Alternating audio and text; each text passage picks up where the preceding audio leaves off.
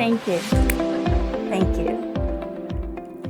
Well, before I get started, I want to ask you, who here has heard of a famous African proverb? It says, it takes a village to raise a child.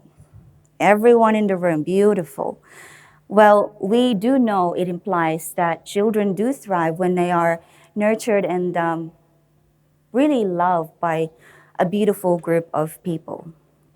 So, with that in mind, I would like to invite each and everyone in the room to come along to a brief journey with me. And please close your eyes. Place both your hands on your heart and just take a deep breath. And relax in your seat. And as you relax in your seat, just feel the rhythm of your normal breath and your heartbeat. Breathing in, breathing out. Now imagine you are a child surrounded by a community of loving people. Hear the sounds of laughter. See yourself playing. And listen to the words of affirmation and praise around you. Breathe in and out. Hear the sounds of laughter. See yourself playing. Life seems musical, doesn't it? It has a rhythm that excites you to wake up in the morning and a cadence that murmurs you to sleep at night. Breathe in and out. In a snap of a finger, all of that is gone. Now become aware of the world losing its color. The sounds of laughter fading away. There is nothing familiar and nothing feels safe. You may open your eyes. My fellow human beings, what you've just experienced for a second there is the reality of an abandoned child. Today, there are over 153 million abandoned children in the world. And those who survive, the majority of those who survive to become adults will live with sustained trauma, nursing deep-seated wounds and choosing substances of their own choice to numb a nameless pain. Child abandonment is one, if not the biggest, root of dysfunction and suffering in the world. And it does beg one important question, which is, what is something within us that holds the power to change and heal suffering in the world? Is it wealth? Is it power? Is it influence? My name is Grace Harris, and I was an abandoned child. Today, I support and help women in their journey of writing, speaking, and leading others so that they can create intergenerational change and heal suffering in the world.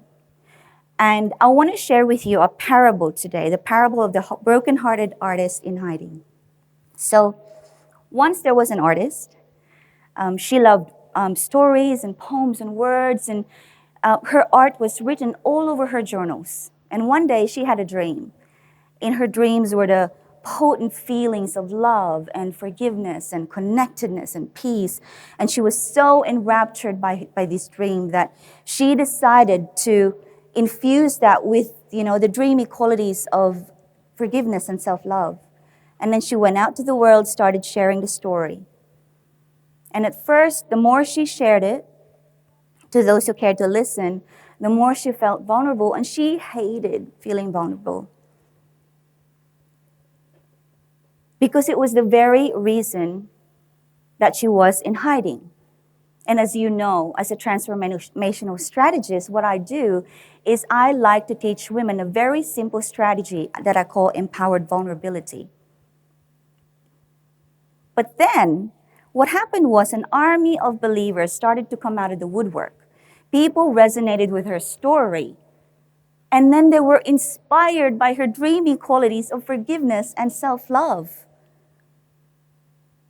Eventually, it would turn out that the artist who was in hiding, who was brokenhearted, would heal people and create change in the world.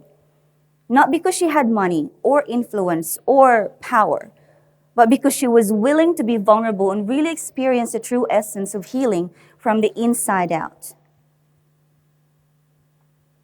Tell me, have you ever had a time in your life when you shared a piece of your story to someone and then that someone felt better for it, even when you didn't give them any direct advice? Yes? Beautiful. That is the healing power of empowered vulnerability.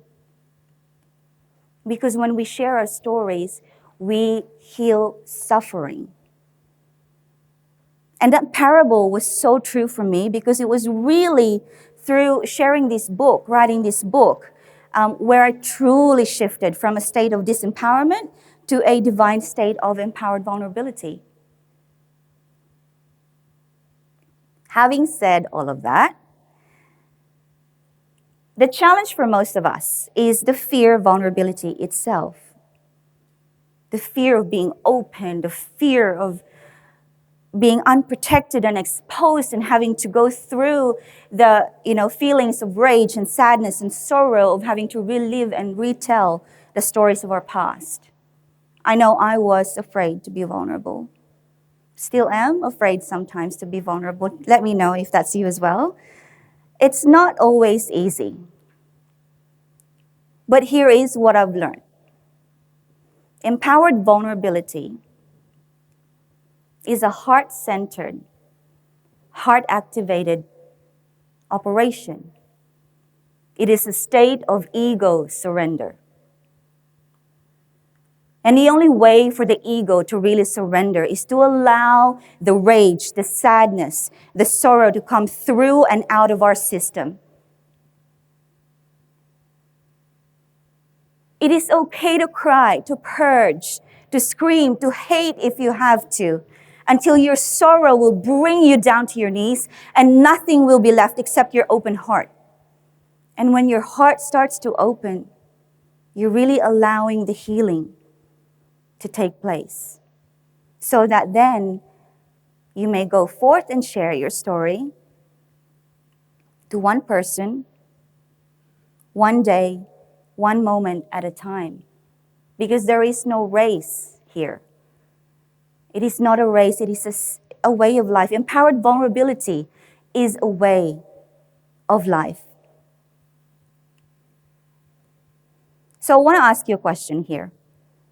Where are you in your journey right now? Are you a broken-hearted artist in hiding from the world? Or have you found the healing power of your truth and vulnerability? Perhaps you are somewhere in the middle. Wherever you may be, I want to offer you a quote from one of the greatest living spiritual leaders we have today, Miss Marianne Williamson. She says, "Personal transformation can and does have global effects. Because as we transform, the world transforms because the world is us.